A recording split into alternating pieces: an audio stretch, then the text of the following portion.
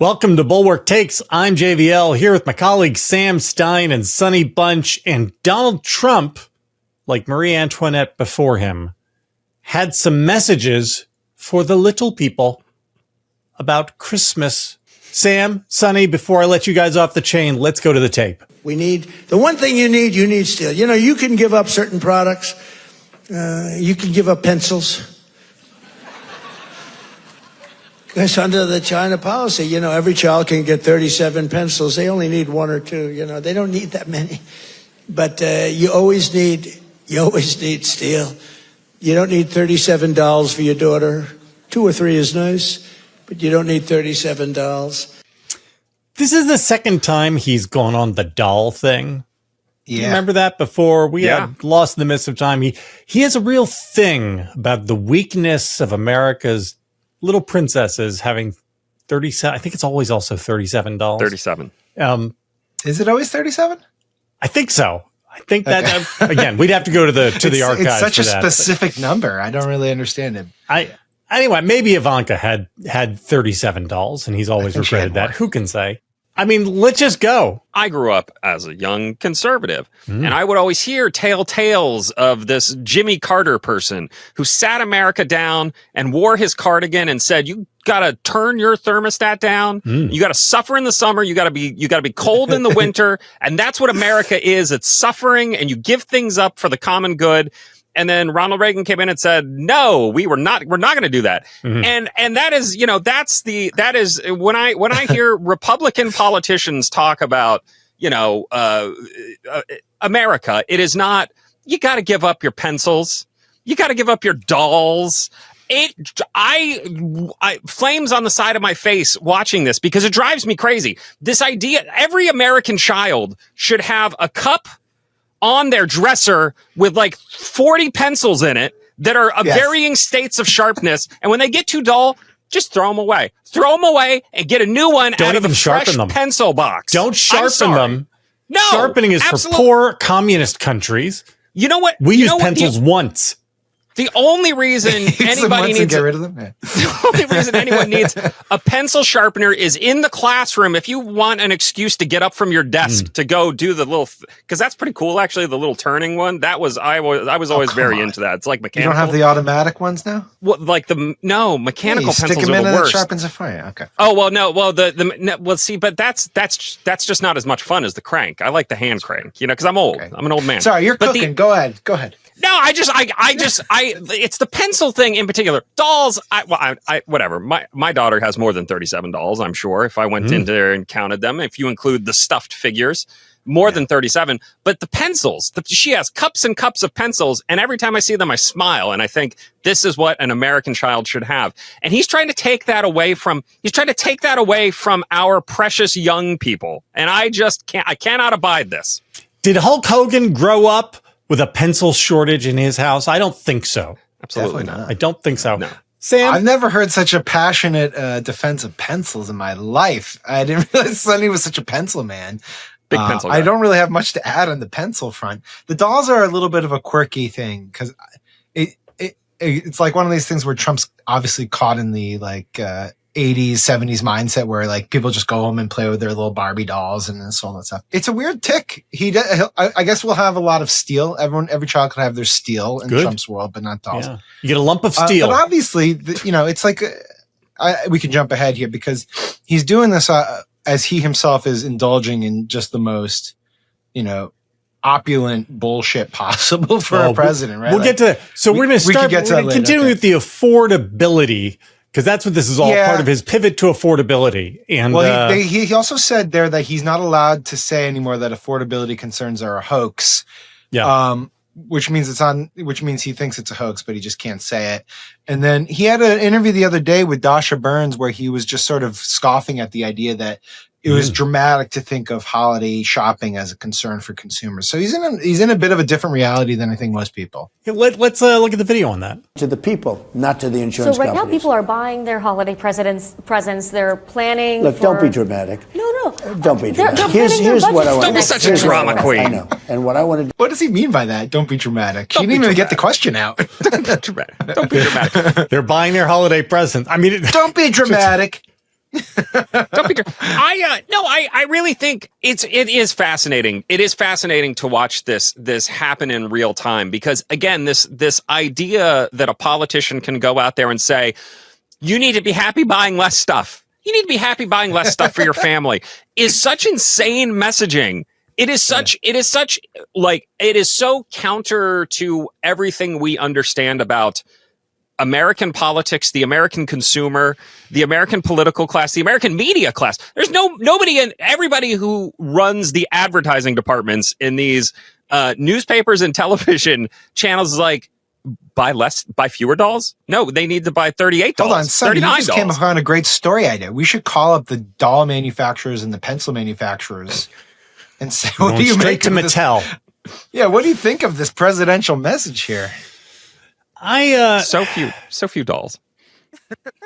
So I am slightly conflicted on this because I am in favor of politicians doing truth-telling and not pandering to idiotic voter concerns.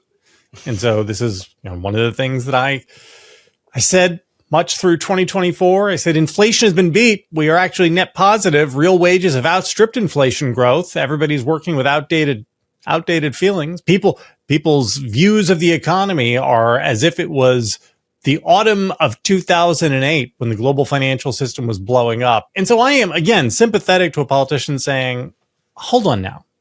Things are not as bad as you think. Let's look at XYZ. Let's sort of have a rational understanding of how prices work. Yeah. But this isn't that. This is just like, you should be happy with less stuff. It really is Jimmy Carter. Shut up. He said, "Shut up, Carter." Yeah, shut up, and have fewer things. And of course, the cause of all this is tariffs. And there's only one. I've long argued that there are two things Donald Trump believes in. One, walls. He believes in walls, in buildings, on borders, whatever. He believes in walls. And he believes in tariffs. He absolutely believes in tariffs. He thinks tariffs are a good thing. He will do a tariff just for funsies. Like he'll be like, what can we tariff today? Let's do that. I don't think he's able to handle messaging the fact that the tariffs make things cost more. Like, I just think he doesn't understand how to make this argument other than you don't need those things. You don't need those things. Just have less. And that is, again, just from a pure politics standpoint, I watch this with my mouth agape and think, how is he going to get away with this? Sonny, I'm going to blow your mind. I'm going to blow your mind here, Sonny. And I promise you, I haven't taken a Soul gummy, sponsored by Soul in ad read, but tariffs are walls. Oh. Oh, shit. I did it. Trade wall. Mic drop. Trade wall, yeah.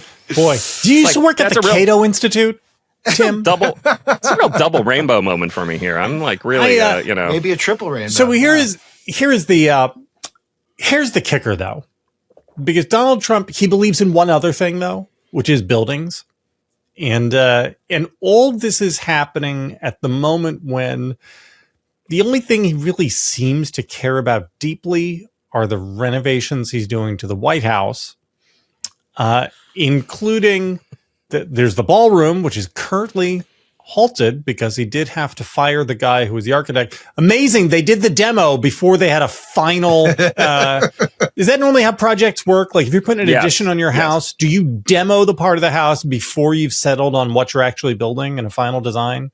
Is that how approval processes work? Yeah. Okay. Yeah. Good.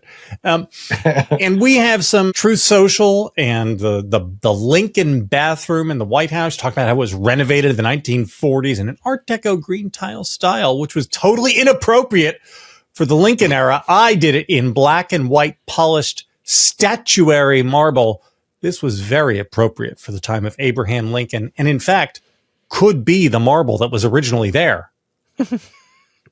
I don't know how that could be true. In fairness, if you look at that pictures, you don't see a single doll. You don't see a single pencil. How many pencils? How many pencils are in that bathroom? No pencils. No pencils. Highly polished statuary marble. Bulwark Takes is sponsored by Aura Frames. I've got a bit of a holiday gift-giving pattern. I tell myself this year it's going to be different, and then I will panic at the last minute because I forgot to get the more thoughtful gift, and I'll just buy a gift card. Well, this year I skipped the panic, and I gave an Aura frame. They are an absolute hit among people at the Bulwark, and I am jealous of Sarah Longwell every time I go into her office because I see that frame right there. It looks so good. You can upload unlimited free photos and video. Just download the Aura app and connect to Wi-Fi. You can preload photos before it ships, keep adding from anywhere, anytime. You can share photos and videos effortlessly straight from your phone all year long. It's perfect for sending grandparents their ideal gift, which is pictures of their grandkids. Every frame also comes packaged in a premium gift box with no price tag. For a limited time, save on the perfect gift by visiting auraframes.com to get $35 off Aura's best-selling Carver matte frames. It was named #1 by Wirecutter.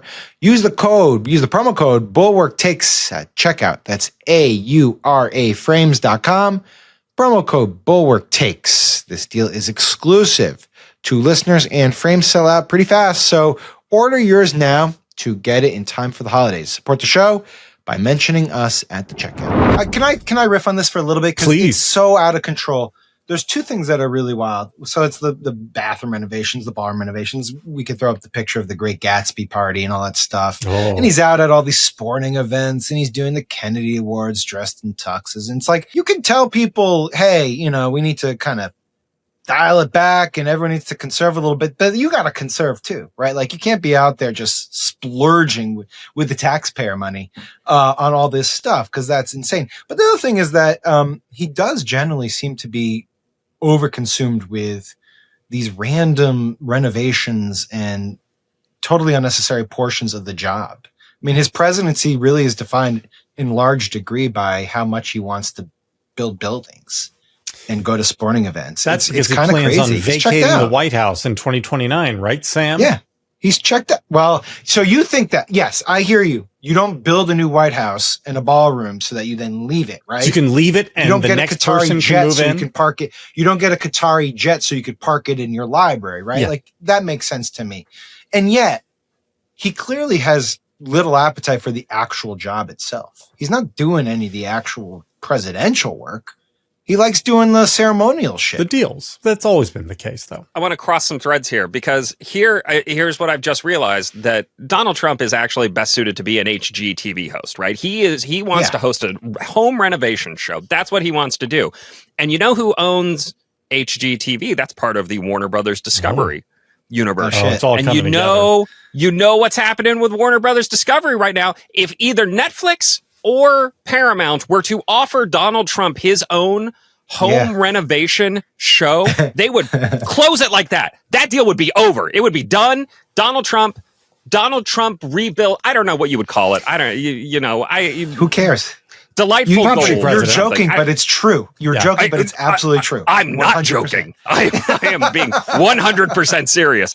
It's a wild thing. The renovations are fascinating because it really does feel like that is what he has the most fun doing. It's like in his first term. Remember when he was in the big trucks?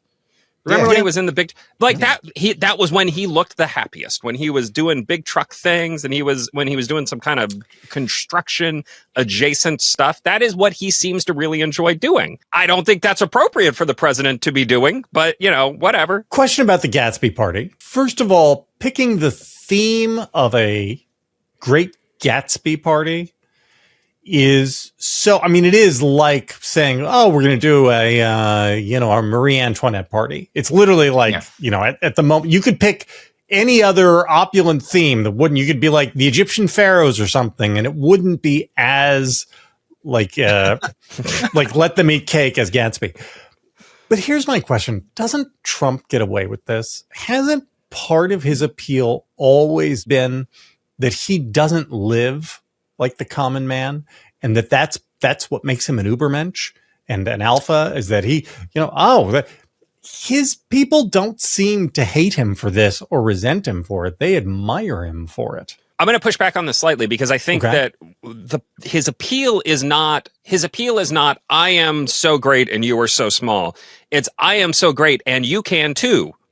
That is the idea of Trump. Is it like he writes air quotes art of the deal to give people a guide to be like Donald Trump, I think that is the idea of Donald Trump is, this is how I would live if I had this much money, right?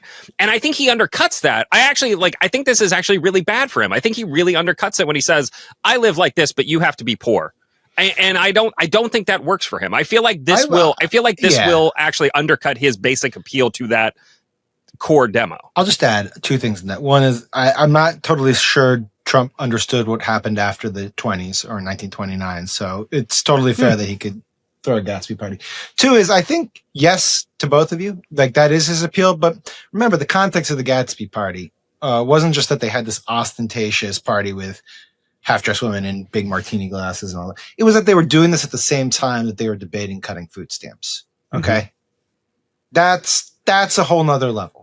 That's different than, look at me, I don't give a fuck, you can become rich and as offensive as I am in my America. It's, hey, I'm going to live it up and I'm not going to let you live at all.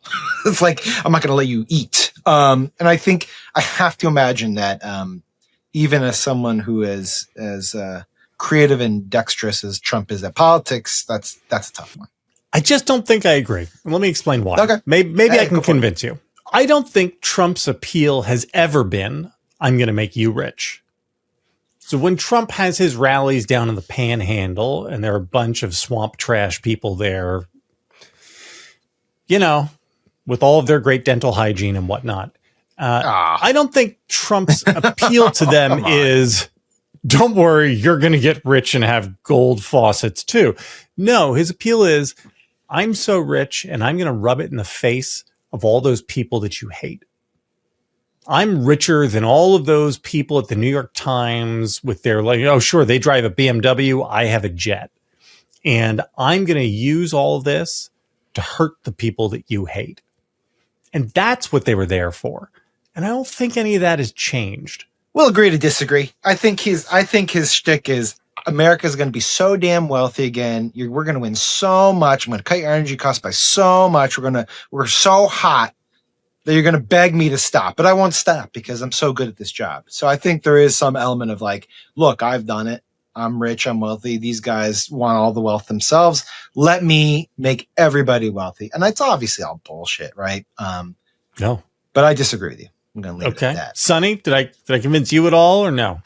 I think there's definitely an element of that. You know, there is a Ted DiBiase quality to him, if we can bring it back to the wrestling. He is the $1 million man, and he's, you know, Sam, it's very key wrestling figure in the late 80s, early 90s.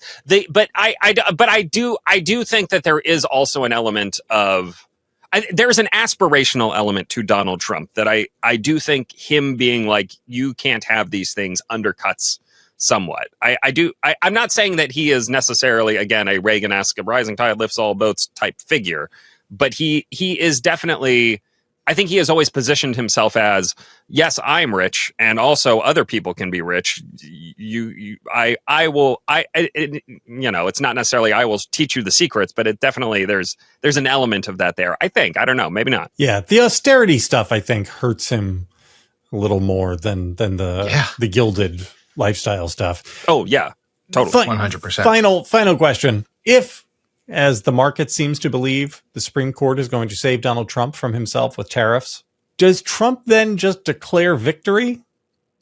Or do you think he then decides he has to try another emergency declaration gambit, or he's going to force House Republicans to vote on tariffs or something? Like, what do you think? I just go by what Catherine Rampell tells me. And she says they're going to just try to do some sort of workaround, different authorities, try to get those tariffs back in place. It would be fitting for him to just say, no, fuck you, I'm going to try it another way. Although he would be handed such a gift. Could you imagine? It would be an incredible stimulus. It's like getting $37 all at once, and yet all the pencils suddenly in your lap. No, I think he believes in one thing, right? Tariffs, walls. He believes in walls that can also be tariffs, and like that, I think he will 100% push to reinstate it through some authority. I don't know, you know, statutory or whatever. It could be a Christmas what do you think, JVL? Miracle. I don't know. I honestly don't know. I could see it going a bunch of different ways. Again, he could just declare victory because one of his moves is starting fires and then putting them out and taking credit for it. This is what he's done with the farmer bailout. So, you know, he's given, and now look how rich all these farmers are because of me. And it's like, well, they needed a bailout because of you. And that's a move that has worked for him over and over and over. And the American people reward him for it constantly. So why wouldn't he keep doing it? I don't know. And he has gotten a lot of what he wanted from tariffs, which was all of the ring kissing from American businesses, right? Tim Apple came and gave him the golden apple, and all the, you know, Rolex went and gave him the special gold bars. And well, that's a reason for him to keep using them, right? Is that he views them as a leverage point to companies and countries. Yeah, that's right. Well, guys, this was just a heck of a journey we've been on together. Donald Trump. Hide your pencils before the government comes and confiscates them. Pencil hoards. That's what I'm just going to buy my kids 10,000 pencils for Christmas. This is the last one. This is the last good Christmas. Hey, hit like, hit subscribe, follow us here on the feed for more upbeat and lively conversation just like this about all the wonderful things that are happening in Donald Trump's America. Good luck.